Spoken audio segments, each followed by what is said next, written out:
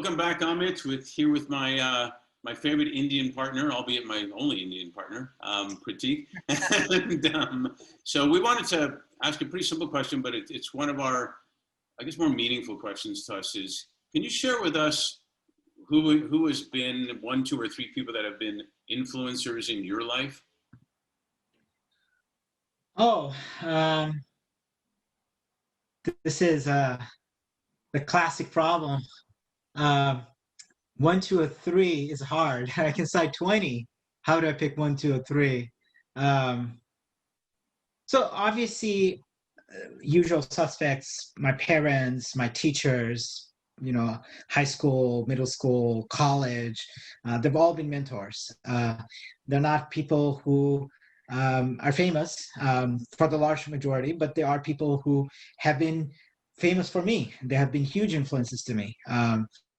And that's obviously a given. But let me, for the purposes of this question, highlight some that are perhaps a little bit more well known, and therefore chances are that somebody who's watching this may have heard of them. Um, so I think admiring people for different reasons is is how I look at things, because no human being is perfect. But when I look in technology and entrepreneurship, there's obviously huge names like Steve Jobs and Bill Gates, and I admire them for different reasons. Steve Jobs was an innovator who broke rules and who was willing to do something that was truly different, out of the ordinary, who had a very strong personality. So I'm not necessarily saying the whole man is what I would like to be, but at least a part of having a dream, having a vision, and seeking it. On the other hand, when you take somebody like Bill Gates, in some ways quite similar to Steve Jobs, he had a huge drive, a huge ambition, but I see what he has done, especially in the last 10, 15 years of his life, where he has decided, I've amassed such a fortune, I've amassed so much power, now it is time for me to put it to use. I think the second act in Bill Gates' life may be even more powerful than the first act in his life. The first act being Microsoft, second act being what he's doing through the foundation. So both men are given the environment in which I operate around technology, huge influences. When it comes to social entrepreneurship, nonprofit, philanthropy, I look up to Paul Farmer. He is one of the most brilliant and inspiring man in the world. Should be better known perhaps, but he's a professor at Harvard. He has built clinics in Haiti, in parts of Africa, and he believes in providing the best quality of care even to the folks who are at the most bottom of the pyramid. And his argument is that if we have created all of this, all of the technology and money, it should be in the service of man, in the service of humankind. So his argument resonates very much with me. His life is you cannot make it up. I highly encourage the book. One of the books written on him is called Mountains Beyond Mountains. So that's another hero. And let me pick if I'm cheating your question, I guess I'm picking four heroes here. No, go for it. So picking up a fourth hero, gosh, hard to pick just a fourth one. Let me pick a political figure. Okay. I'm sorry? Well, let me pick two more then, if I may. Sure.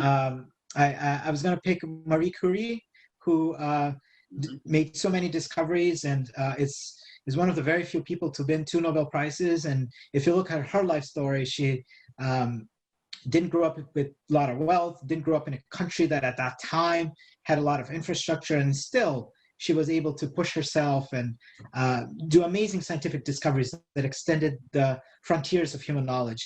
In an age where somebody like her, a woman from not so many means, would, it was 10 times even harder. So I think the perseverance and the brilliance is something I aspire to. My mom, incidentally, was in some ways a person like this, because she was a graduate of physics, a PhD in physics, at a time when her classmates were like 99% men. And then the final person I'll pick will be perhaps a tribute to my own roots in India.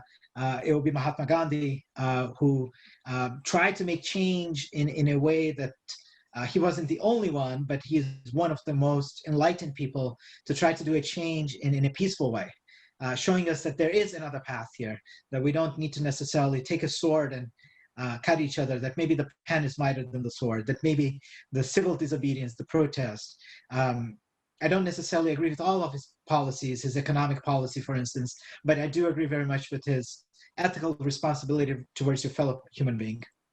I would say that's. And by the way, today is Mahatma Gandhi anniversary. It's 2nd of October in India. Oh, so you're right. It is. It is indeed. It's a complete coincidence. You're right. It is indeed. That's great to know. I didn't even know that, but that's a great list. And you know, you mentioned one thing that I really liked. You said a lot of your influencers aren't famous, but they're famous to me.